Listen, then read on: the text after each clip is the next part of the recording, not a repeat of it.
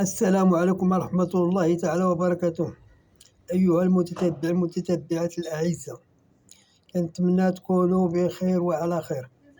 بغيت الفيديو ديالي يلقاكم بالصحة والعافية إن شاء الله. بغيت نشارك معكم تشكيلة جديدة ديال القفطان والتكشيطة 2024. كنتمنى تشكيلتنا اللي عجبكم. إلا عجبتكم ما تبخلوش علينا بالضغط على علامة اللايك ديالكم، كتخلينا نقدموا لكم كل ما هو جديد.